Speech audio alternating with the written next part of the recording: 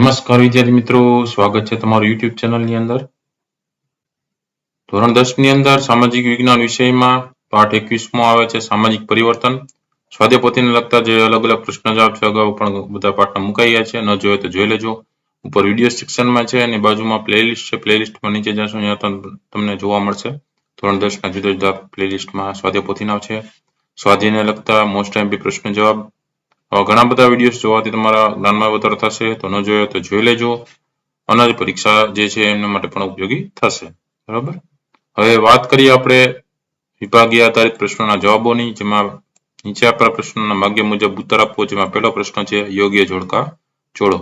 વિભાગ અ ની સામે વિભાગ બ છે જોડતો જવાનો છે. તો પહેલા જોડકાની અંદર જોઈએ ઈસવીસન 1992, તો એમાં પહેલાની સામે આવશે ત્રીજું ચાર્ટર ઓફ રાઇટ્સ. તો પેલામાં ત્રીજું આવશે. બીજું છે ઈસવીસન 2005, તો એમાં આવશે રાઇટ ટુ ઇન્ફોર્મેશન, એટલે બીજામાં ચોથું. ત્રીજું છે ઈસવીસન 2009, તો એમાં આવશે રાઇટ ટુ એજ્યુકેશન, તો ત્રીજામાં પહેલું.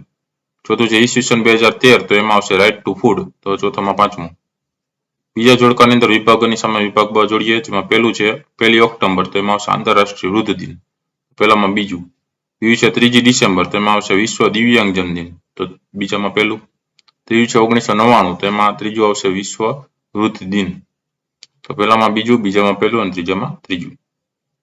ત્યાર પછી જોઈએ પ્રશ્ન નંબર 2. નીચેના વિધાનો ખરા છે કે ખોટા તે જણાવવાનું છે. જેમાં પહેલું, આપણા દેશમાં સાક્ષરતાનું પ્રમાણ ઊંચું હોવાથી લોકોને કાયદાનું સામાન્ય જ્ઞાન ઓછું જોવા મળે છે, તો એમાં આવશે ખોટું. બીજું છે બંધારણીય ઇલાજોના અધિકારને બંધારણનો આત્મા કહે છે, તેમાં આવશે ખરું. ત્રીજું છે આપણા સમાજમાં સૌથી વધુ સુરક્ષિત વર્ગ બાળકોનો છે, એમાં આવશે ખોટું. ચોથું છે સંયુક્ત રાષ્ટ્રોના અધિકારોના ઘોષણાપત્રમાં કેટલાક બાળ અધિકારો જાહેર કર્યા છે, એમાં આવશે ખરું.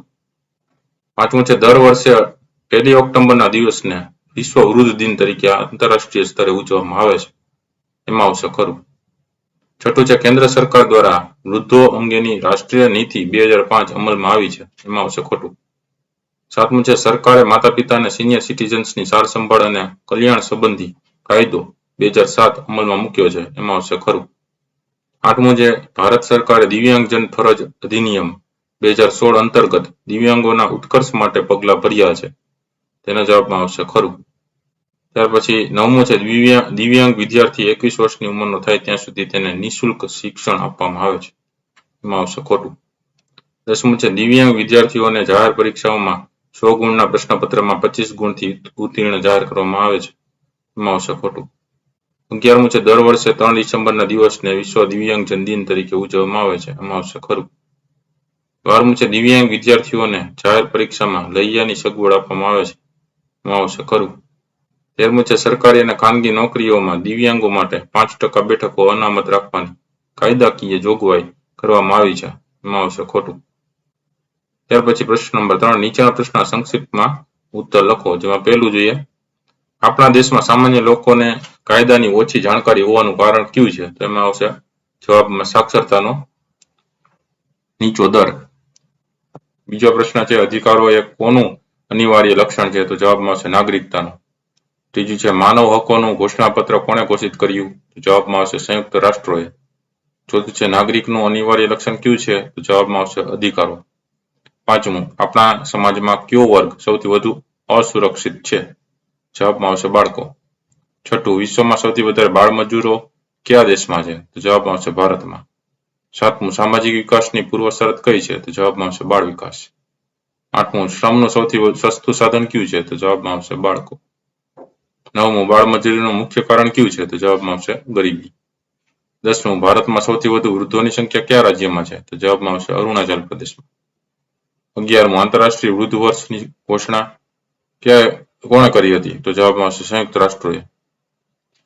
12મું દિવ્યાંગજનોને કયો અધિકાર આપવામાં આવ્યો છે, જવાબમાં આવશે દિવ્યાંગજન અધિકાર અધિનિયમ 2016. 13મું છે શારીરિક માનસિક સામાજિક કે સામાજિક લાક્ષણિકતાઓમાં અન્યથી જુદા પડતા હોય તેવા બાળકોને કેવા બાળકો કહેવામાં આવે છે, જવાબમાં આવશે દિવ્યાંગ બાળકો. 14મું છે ભારત સરકારે દિવ્યાંગજનો માટે ઈસવીસન 2016માં કયો અધિનિયમ પ્રસિદ્ધ કર્યો છે, તેના જવાબમાં આવશે દિવ્યાંગજન અધિકાર અધિનિયમ 2016. 15મું છે દિવ્યાંગ વિદ્યાર્થીને જાહેર પરીક્ષામાં પ્રશ્નપત્રના ઉત્તરો લખવા માટે શાની સુવિધા પૂરી પાડવામાં આવે છે, તો જવાબમાં આવશે લૈયાની સુવિધા. 16મો છે પ્રતિવર્ષ 3 ડિસેમ્બરના દિવસને કયો દિવસ તરીકે ઉજવવામાં આવે છે? જવાબમાં આવશે વિશ્વ દિવ્યાંગજન દિન. ત્યાર પછી જોઈએ હવે પ્રશ્ન નંબર 4. નીચેના દરેક વિધાન માટે કૌંસમાં આપેલા વિકલ્પમાંથી સાચો વિકલ્પ પસંદ કરીને ખાલી જગ્યા પૂરો. પેલું છે એમાં ભારતીય સમાજમાં પરિવર્તન લાવનારું મુખ્ય પરિબળ ખાલી જગ્યા છે તો જવાબમાં આવશે સાક્ષરતા. બીજું છે ખાલી જગ્યાને બંધારણનો આત્મા કહે છે તો જવાબમાં આવશે બંધારણીય ઇલાજોના અધિકાર. ત્રીજું છે સંયુક્ત રાષ્ટ્ર ઈસવીસન ખાલી જગ્યામાં માનવ હકોનું ઘોષણાપત્ર જાહેર કર્યું હતું તો જવાબમાં આવશે 1992. ચોથું છે બાળમજૂરી એ ખાલી જગ્યા સમસ્યા છે તો જવાબમાં આવશે વૈશ્વિક. પાંચમું છે ખાલી જગ્યા વર્ષથી ઓછી ઉંમરના શ્રમિકને બાળમજૂર કે બાળ શ્રમિક કહેવાય છે જવાબમાં આવશે 14. છઠ્ઠું છે ભારતમાં વૃદ્ધોની સૌથી વધુ વસ્તી ખાલી જગ્યા રાજ્યમાં છે તો જવાબમાં આવશે કેરળ. સાતમું છે ભારતમાં વૃદ્ધોની સૌથી ઓછી વસ્તી ખાલી જગ્યા રાજ્યમાં છે તો જવાબમાં આવશે અરુણાચલ પ્રદેશ. આઠમું આંતરરાષ્ટ્રીય સ્તરે દર વર્ષે ખાલી જગ્યાના દિવસને વિશ્વ વૃદ્ધ દિન તરીકે ઉજવવામાં આવે છે જવાબમાં આવશે 1 ઓક્ટોબર. નવમું છે વૃદ્ધો અંગેની રાષ્ટ્રીય નીતિ ખાલી જગ્યા કેન્દ્ર સરકાર દ્વારા અમલમાં મૂકવામાં આવી છે જવાબમાં આવશે 1999. 10મું છે જાહેર વિતરણ પ્રણાલીને વધુ સુદ્રઢ બનાવવા માટે ખાલી જગ્યા નામની બાબતમાં અમલમાં મૂકી છે તો જવાબમાં આવશે બાયોમેટ્રિક ઓળખ. 11મું છે દિવ્યાંગ બાળકોની ખાલી જગ્યા વિકસાવવા માટે ખાસ સામાજિક અને શૈક્ષણિક સેવાઓની જરૂર પડે છે તેનો જવાબમાં આવશે ક્ષમતાઓ વિકસાવવા. 12મું છે દિવ્યાંગ વ્યક્તિઓ સમાજના દરેક ક્ષેત્રમાં ખાલી જગ્યા કરી શકે તેવો સિદ્ધાંત સ્વીકારવામાં આવ્યો છે જવાબમાં આવશે સહભાગીદારી. 13મું છે દિવ્યાંગ વિદ્યાર્થીઓને જાહેર પરીક્ષામાં 3 કલાકના પ્રશ્નપત્રમાં ખાલી જગ્યા મિનિટનો સમય વધુ આપવામાં આવે છે તેના જવાબમાં આવશે 30 મિનિટ. 14મું છે દિવ્યાંગજનોનો વિકાસ કરવો એ આપણા સૌની ખાલી જગ્યા ફરજ છે તો જવાબમાં આવશે સામૂહિક ફરજ છે. 15મું છે દિવ્યાંગ વિદ્યાર્થી ખાલી જગ્યા વર્ષની ઉંમરનો થાય ત્યાં સુધી તેને નિઃશુલ્ક શિક્ષણ આપવામાં આવે છે તો જવાબમાં આવશે 18 વર્ષ. પ્રશ્ન નંબર 5. નીચેના પ્રશ્નો માટે આપેલા વિકલ્પમાંથી સાચો વિકલ્પ શોધીને એનો જવાબ લખવાનો છે. પહેલું જોઈએ એમાં આપણા દેશમાં સામાન્ય લોકોને કાયદાની જાણકારી ઓછી હોવાનું કારણ કયું છે તો જવાબમાં ડી આવશે સાક્ષરતાનો નીચો દર. બીજું છે અધિકારો એ કોનું અનિવાર્ય લક્ષણ છે તો નાગરિકતાનું લક્ષણ છે તો જવાબમાં ડી ઓપ્શન. ત્રીજું છે માનવ હકોનું ઘોષણાપત્ર કોણે ઘોષિત કર્યું હતું તો જવાબમાં આવશે સંયુક્ત રાષ્ટ્રોએ ઘોષિત કર્યું હતું તો જવાબમાં બી ઓપ્શન. ચોથું છે ભારતીય સમાજમાં પરિવર્તન લાવનારું મુખ્ય પરિબળ કયું છે તો પશ્ચિમીકરણ છે જવાબમાં સી ઓપ્શન. પાંચમું છે નીચેનામાંથી કઈ માહિતી આપવાનો ઇનકાર કરી શકાય છે જવાબમાં ડી આવશે કે રાષ્ટ્રની અખંડિતતા અને સાર્વભૌમત્વની બાબતોની. છઠ્ઠું છે મફત શિક્ષણ મેળવવાના કાયદામાં કઈ બાબતો પર મનાઈ ફરમાવી છે તો પ્રવેશ સમયે કેપિટેશન ફી માટે મનાઈ ફરમાવી છે જવાબમાં ડી ઓપ્શન. સાતમું છે જાહેર વિતરણ પ્રણાલીને વધુ સુદ્રઢ બનાવવા નવી કઈ બાબતને અમલમાં મૂકી છે તો જવાબમાં આવશે બાયોમેટ્રિક ઓળખ જવાબમાં સી ઓપ્શન. આઠમું છે દિવ્યાંગ વિદ્યાર્થીની ઉંમર કેટલા વર્ષની થાય ત્યાં સુધી તેને મફત શિક્ષણ આપવામાં આવે છે તો જવાબમાં આવશે 18 વર્ષની ઉંમર જવાબમાં ડી ઓપ્શન આવશે. નવમું છે ભારત સરકારે દિવ્યાંગજન અધિકાર અધિનિયમ ક્યારે પ્રસિદ્ધ કર્યો હતો તો જવાબમાં આવશે ઈસવીસન 2016માં એટલે જવાબમાં સી ઓપ્શન આવશે. 10મું છે પ્રતિવર્ષે વિશ્વ દિવ્યાંગજન દિન કયા દિવસે ઉજવવામાં આવે છે તો 3 ડિસેમ્બરના દિવસે ઉજવવામાં આવે છે તો જવાબમાં આવશે એ ઓપ્શન. 11મું છે દિવ્યાંગતાને અંગ્રેજીમાં શું કહે છે તો ડિસેબિલિટી કહે છે તો જવાબમાં આવશે સી ઓપ્શન. 12મું છે દિવ્યાંગજન અધિકાર અધિનિયમ 2016 અનુસાર કેટલા પ્રકારની દિવ્યાંગતાઓ નક્કી કરવામાં આવી છે તો જવાબમાં આવશે 21 પ્રકારની દિવ્યાંગતા તો જવાબમાં એ ઓપ્શન આવશે. ત્યાર પછી પરીક્ષા વિભાગ ડી ની અંદર પ્રશ્ન પૂછાઈ શકે. મોટા પ્રશ્નો કે નીચેના પ્રશ્નના સવિસ્તર ઉત્તર લખો. જેમાં પહેલો પ્રશ્ન છે કે કાયદાના સામાન્ય જ્ઞાનની જાણકારી સાથી જરૂરી છે અને જવાબ લખી શકે કે કાયદાની સામાન્ય જ્ઞાનની જાણકારી નીચેના કારણોસર જરૂરી છે. જો આપણે જુદા જુદા પ્રકારના કાયદા જાણતા હોઈએ તો કાયદાનો ભંગ ન થાય તે રીતે વર્તી શકીએ જેથી શિક્ષા કે દંડની જોગવાઈઓથી બચી શકીએ. શોષણ અને અન્યાય વિરુદ્ધ લડવા કેવા કાયદેસર પગલાં લઈ શકાય તેનું માર્ગદર્શન મેળવી શકીએ. ભારતના બંધારણ અને કાયદાની સામાન્ય જાણકારી હોય તો આપણે સમાજ અને રાજ્ય તરફથી મળેલા અધિકારો સારી રીતે ભોગવી શકીએ. નાગરિકોની સુરક્ષા અને વિકાસ માટે સરકારે બનાવેલી વિવિધ કાયદાકીય જોગવાઈઓથી માહિતગાર બની શકીએ. સમાજ, રાજ્ય અને રાષ્ટ્ર પ્રત્યેની આપણી ફરજો સારી રીતે અદા કરી વફાદારી વ્યક્ત કરી શકીએ, બંધારણે આપેલા મૂળભૂત અધિકારો, હકો ભોગવી શકીએ તેમજ મૂળભૂત ફરજો અદા કરી શકીએ. દરેક બાળકને સામાજિક સુરક્ષા દ્વારા સામાજિક વિકાસ સાધીને સ્વસ્થ અને તંદુરસ્ત જીવન જીવવાનો અધિકાર છે. બાળકોને તેમના વય જૂથ પ્રમાણે રમતગમત અને મનોરંજનની પ્રવૃત્તિઓમાં ભાગ લઈ આનંદી જીવન જીવવાનો અધિકાર છે. ત્યાર પછી છે બીજો પ્રશ્ન, બાળ શ્રમિકની માંગનું પ્રમાણ શા માટે વધુ હોય છે? જવાબ લખી શકે કે બાળ શ્રમિકની માંગનું પ્રમાણ વધુ હોવાના કારણો નીચે મુજબ છે. બાળક એ શ્રમનું સૌથી સસ્તું સાધન છે. પુખ્ત વયના શ્રમિકો કરતા બાળ શ્રમિકો પાસે તુલનાત્મક રીતે ઓછા વેતને કામ કરાવી શકાય છે. સંગઠનના અભાવે તેઓ પોતાને રોજગારીએ રાખનાર માલિકનો વિરોધ કરી શકતા નથી. તેથી બાળ શ્રમિકોનું સરળતાથી તેમને ખબર ન પડે તે રીતે વિવિધ સ્વરૂપે શોષણ કરી શકાય છે. કઠિન કે જોખમી કાર્યોમાં પણ ઓછા વેતને અને નક્કી કરેલા કલાકોથી વધુ સમય સુધી બાળ શ્રમિકો પાસેથી ડરાવીને, ધમકાવીને અને લાલચ આપીને કામ કરાવી શકાય છે. બાળ શ્રમિકોની સંખ્યા વધારે હોવાથી તેઓ સરળતાથી મોટી સંખ્યામાં મળી રહે છે. ગ્રામીણ વિસ્તારોમાં શિક્ષણની પૂરતી સગવડ હોતી નથી. તેથી માતા પિતા બાળકોને ભણવાની ઉંમરે કુટુંબની જરૂરિયાતોની પૂર્તિ કરવા તેમને મજૂરી કરવા ધકેલી દે છે. ત્યાર પછી જોઈએ પ્રશ્ન નંબર 3, અન્નસલામતી વિધેયકના હેતુઓ વર્ણવો. તો જવાબ લખી શકે કે અન્ન સુરક્ષા એટલે દરેક વ્યક્તિ માટે બધા જ સમયે સક્રિય અને સ્વસ્થ જીવન માટે પૂરતા પોષણક્ષમ આહારની પ્રાપ્તિ. રાષ્ટ્રીય અન્ન સલામતી કાયદો રાઇટ ટુ ફૂડ RTF કેન્દ્ર સરકારે 5 જુલાઈ 2013ના રોજ અમલમાં મૂક્યો. રાષ્ટ્રીય અન્ન સલામતી કાયદાના મુખ્ય હેતુઓ નીચે મુજબ છે. દેશની વધતી જતી જનસંખ્યાની અનાજની માંગ સંતોષવી તેમજ દરેક સમયે સસ્તા દરે પૂરતા પ્રમાણમાં ગુણવત્તાસભર અનાજ પૂરું પાડવું. બાળકોમાં કુપોષણની સમસ્યા નિવારવા યોગ્ય પ્રબંધ કરવો તેમજ પોષણયુક્ત આહારના કુલ ઉત્પાદનને પ્રોત્સાહન આપવું. અનાજ વહેંચણીની જાહેર વિતરણ પ્રણાલી PDS ને વધુ સંગીન, પારદર્શક અને સરળ બનાવવી.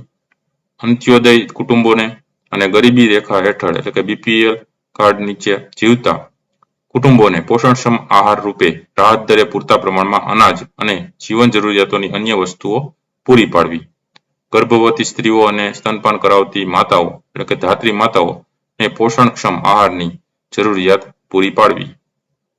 ત્યાર પછી જોઈએ પ્રશ્ન નંબર 4, ભારતના બંધારણમાં કયા બાળ અધિકારોનો સમાવેશ કરવામાં આવ્યો છે? જવાબ લખી શકે કે સંયુક્ત રાષ્ટ્રો એટલે કે UN એ બાળ અધિકારોમાં નીચેના અધિકારોનો સમાવેશ કર્યો છે. જાતિ, રંગ, લિંગ, ભાષા, ધર્મ કે રાષ્ટ્રીયતાના ભેદભાવ વિના બાળકોને જીવન જીવવાનો જન્મસિદ્ધ અધિકાર છે. માતા પિતાએ બાળકોનું યોગ્ય રીતે પાલન પોષણ કરવું. કોઈ પણ બાળકને કોઈ ખાસ કારણ વિના તેના માતા પિતાથી અલગ કરી શકાય નહીં. વ્યક્તિત્વના સર્વાંગી વિકાસ માટે દરેક બાળકને શિક્ષણ મેળવવાનો મૂળભૂત અને કાનૂની અધિકાર છે. દરેક બાળકને સામાજિક સુરક્ષા દ્વારા સામાજિક વિકાસ સાધીને સ્વસ્થ અને તંદુરસ્ત જીવન જીવવાનો અધિકાર છે. બાળકોને તેમના વયજૂથ પ્રમાણે રમતગમત અને મનોરંજનની પ્રવૃત્તિઓમાં ભાગ લઈ તંદુરસ્ત, સ્વસ્થ અને આનંદી જીવન જીવવાનો અધિકાર છે. દરેક બાળકને અંતઃકરણ મુજબ પોતાનો ધર્મ પાળવાનો, ધાર્મિક સમુદાયમાં રહેવાનો અને સંસ્કૃતિ જાળવવાનો અધિકાર છે. દરેક બાળકને પોતાની રીતે અભિવ્યક્તિ કરવાનો, મંડળો રચવાનો અને તેના સભ્ય બનવાનો અધિકાર છે. દાખલા તરીકે બાળ સંસદ. દરેક બાળકને કોઈ પણ પ્રકારની શારીરિક અથવા માનસિક હિંસા, શોષણ અને યાતના સામે તેમજ નશીલી દવાઓના ઉપયોગ સામે તથા શિક્ષા કે દંડ સામે રક્ષણ તેમજ સલામતી મેળવવાનો અધિકાર છે. દરેક બાળકને પોતાના શારીરિક, માનસિક, નૈતિક અને સામાજિક વિકાસ માટે સામાજિક સુરક્ષા અને યોગ્ય જીવન સ્તર મેળવવાનો અધિકાર છે. ત્યાર પછી જોઈએ પ્રશ્ન નંબર 5, સરકારે વૃદ્ધોના રક્ષણ અને કલ્યાણ માટે કઈ કઈ જોગવાઈઓ કરી છે? અને જવાબ લખી શકીએ વૃદ્ધોની સમસ્યાઓ. પાશ્ચાત્ય સંસ્કૃતિ અને ભૌતિકવાદની અસરો તેમજ વિભક્ત કુટુંબમાં રહેવાની ઘેલછાને કારણે આજના સંતાનો વૃદ્ધ માતા પિતા પ્રત્યેની તેમની કૌટુંબિક અને નૈતિક ફરજો તથા માનવ મૂલ્યો ભૂલી ગયા છે. પરિણામે વર્તમાન સમયમાં વૃદ્ધો ઉપેક્ષિત અને નિસહાય સ્થિતિના જીવી રહ્યા છે. સંયુક્ત કુટુંબમાં રહેતા વૃદ્ધોની સારસંભાળ અગાઉની તુલનામાં હાલમાં ઓછી લેવાય છે. સમાજમાં જેમ જેમ કુટુંબો વિભક્ત થતા જાય છે તેમ તેમ વૃદ્ધોની સમસ્યાઓ ગંભીર બનતી જાય છે. સંતાનોની વૃદ્ધ માતા પિતા પ્રત્યે સંવેદનાહીન અને લાગણી શૂન્ય વ્યવહારથી મજબૂર બનીને વૃદ્ધોને ઘરડા ઘરો એટલે કે વૃદ્ધાશ્રમોના રહેવા જવાની ફરજ પડે છે. આમ ઉપર દર્શાવેલી સમસ્યાઓને કારણે નિસહાય બનેલા વૃદ્ધોને રક્ષણ આપવાની જરૂરિયાત ઊભી થઈ છે. વૃદ્ધોના રક્ષણ અને કલ્યાણ માટે સરકારે કરેલી જોગવાઈઓ નીચે પ્રમાણે છે. કેન્દ્ર સરકારે વૃદ્ધો અંગેની રાષ્ટ્રીય નીતિ 1999 અમલમાં મૂકી છે. આ નીતિ અન્વયે વૃદ્ધોને પેન્શન રૂપે આર્થિક મદદ આપવામાં આવે છે. સિનિયર સિટીઝન્સ માટેની સ્કીમ હેઠળ વૃદ્ધોને બેંક અને પોસ્ટ ઓફિસમાં મૂકેલી ડિપોઝિટ પર વધુ વ્યાજ આપવામાં આવે છે. બસ, રેલવે કે હવાઈ મુસાફરીમાં વૃદ્ધ સ્ત્રી પુરુષોને ટિકિટના દરમાં 30 થી 50% સુધીની રાહત આપવામાં આવે છે. બસ, રેલવે કે હવાઈ મુસાફરીમાં વૃદ્ધ સ્ત્રી પુરુષોને ટિકિટના દરમાં 30 થી 50% સુધીની રાહત આપવામાં આવે છે. રાજ્ય સરકારે પ્રત્યેક જિલ્લામાં એક સુવિધાયુક્ત ઘરડા ઘર એટલે કે વૃદ્ધાશ્રમ ખોલ્યું છે. વૃદ્ધાશ્રમોમાં સંગીત, યોગ, રમતગમત તેમજ માનસિક ક્ષમતા વધે તેવી પ્રવૃત્તિઓ દ્વારા વૃદ્ધોના જીવનને શાંતિપ્રદ બનાવવાનો પ્રયાસ કરવામાં આવ્યો છે. શહેરોમાં વૃદ્ધો માટે અલગ બગીચા બનાવ્યા છે. ઘરેલું હિંસા, શોષણ અને અત્યાચારો સામે વૃદ્ધોને રક્ષણ આપવા માટે સરકારે માતા પિતા અને સિનિયર સિટીઝન્સની સાર સંભાળ અને કલ્યાણ સંબંધી કાયદો 2007 અમલમાં મૂક્યો છે. આ કાયદા અન્વયે વૃદ્ધોને પરેશાન કરતા તેમના સંતાનોને સજા અને દંડ કરવાની જોગવાઈ પણ કરવામાં આવી છે અને વૃદ્ધોની સાર સંભાળની કાયદેસર જવાબદારી તેમના કુટુંબીજનો અને સગા સંબંધીઓ પર લાદવામાં આવી છે. આથી વૃદ્ધો તેમના સંતાનો પાસેથી ભરણ પોષણ મેળવવા માટે હકદાર બન્યા છે. કેન્દ્ર સરકારે વિશિષ્ટ યોગદાન બદલ વૃદ્ધોને સન્માનિત કરવાનો કાર્યક્રમ અમલમાં મૂક્યો છે. ત્યાર પછી છઠ્ઠો પ્રશ્ન આવે છે, મા અન્નપૂર્ણા યોજનાની મહત્વની જોગવાઈઓ જણાવો. જવાબ લખી શકે કે ભારત સરકાર 5 જુલાઈ 2013માં રાષ્ટ્રીય અન્ન સલામતીનો કાયદો પસાર કર્યો. અન્ન સલામતી એટલે દરેક વ્યક્તિ માટે બધા જ સમયે સક્રિય અને સ્વસ્થ જીવન જીવવા માટે પૂરતા પોષણક્ષમ આહારની પ્રાપ્તિ.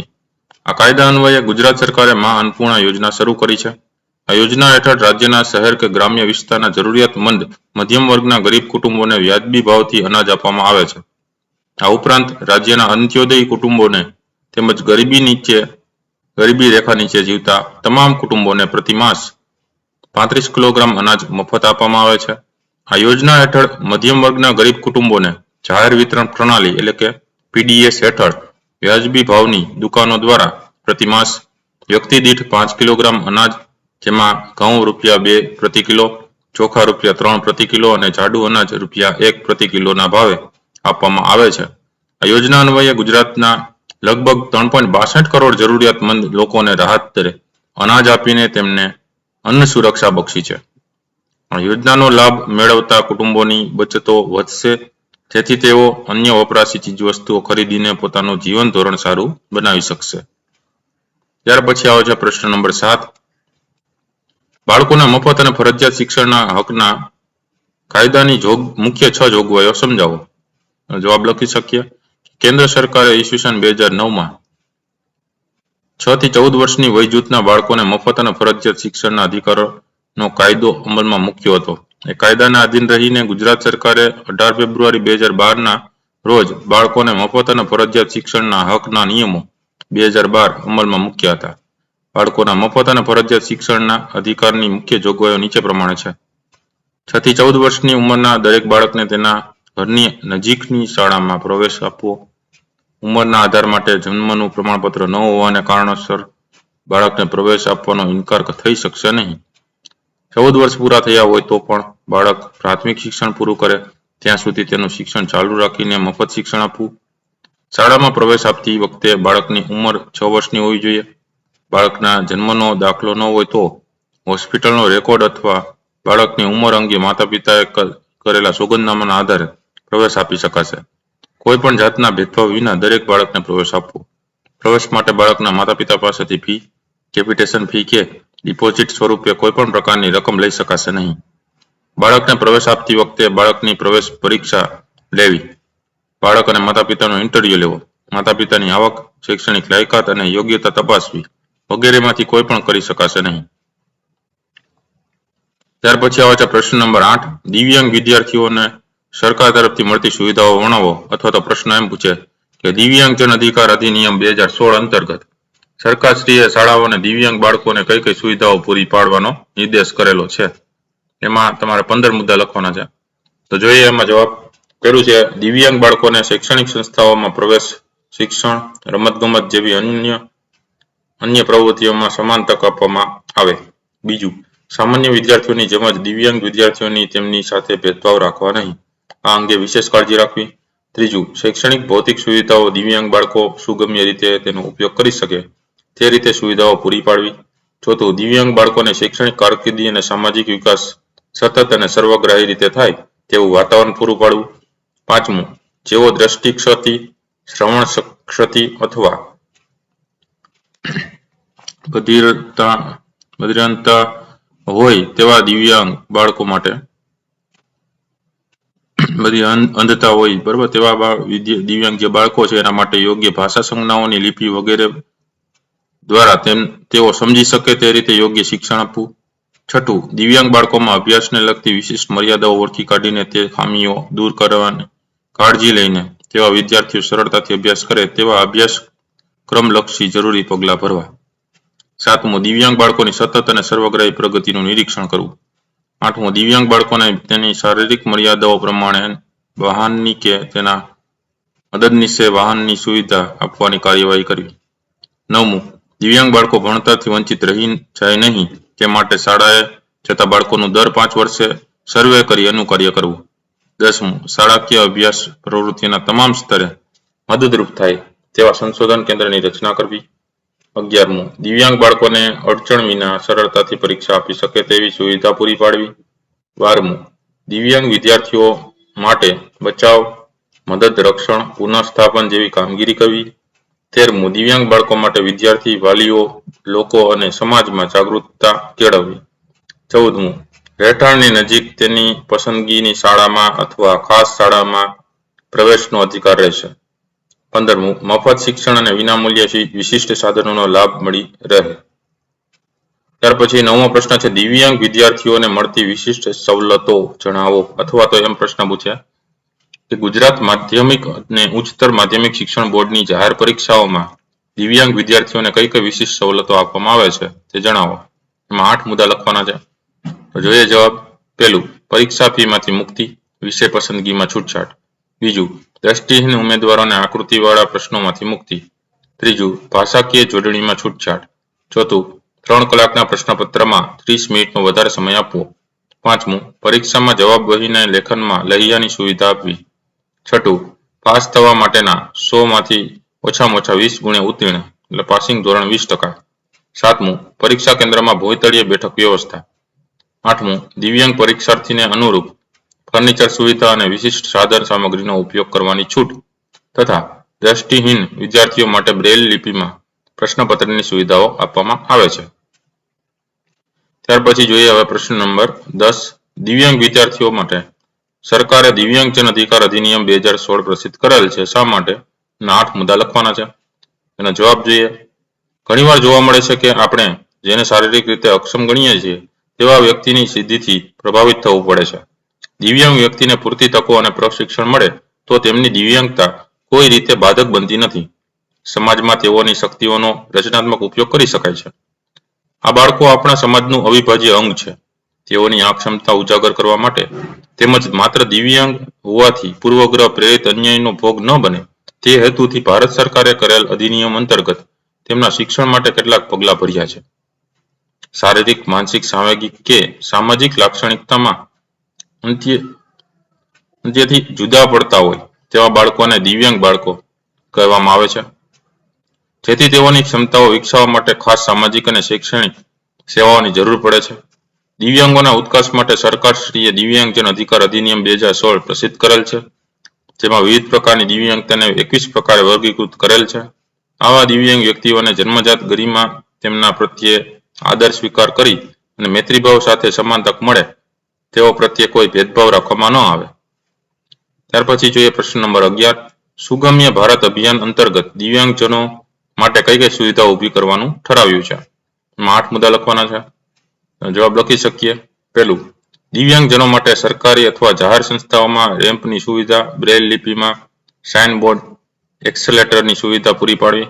બીજું, દિવ્યાંગ બાળકોને ટેકનિકલ શિક્ષણ આપી કૌશલ્યવર્ધક બનાવવા પર ભાર મૂકવો, વીમાની, સ્વાસ્થ્ય અને સંશોધનની સુવિધા, પેન્શન અને જરૂરી વિશિષ્ટ સહાયક ઉપકરણો પૂરા પાડવા. ત્રીજું, દિવ્યાંગોને ટાસ્ક એનાલિસિસ કાર્ય વિશ્લેષણ દ્વારા શિક્ષણ પૂરું પાડવું, દિવ્યાંગોને અલગ ટોયલેટ અથવા બાથરૂમની વ્યવસ્થા પૂરી પાડવી. ચોથું, દિવ્યાંગોને સરકાર તરફથી મળતા તમામ લાભો જેવા કે શિષ્યવૃત્તિ, ST bus pass, railway pass વગેરેમાં કન્સેશન આપવામાં આવે છે.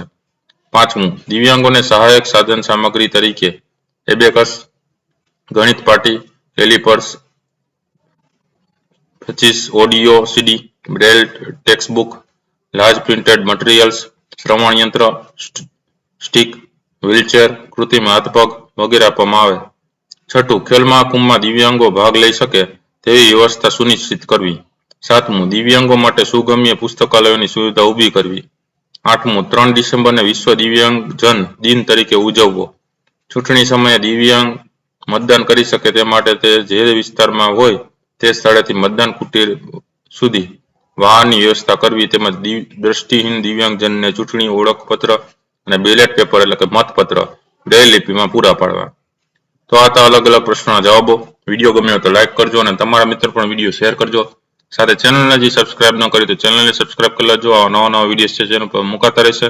ફરી પાછા નવા વિડીયો સાથે મળીએ. ત્યાં સુધી ન જોયેલા વિડીયો જોઈ લેજો. ઘણા બધા મુકાઈ ગયા છે. Thank you very much and take care.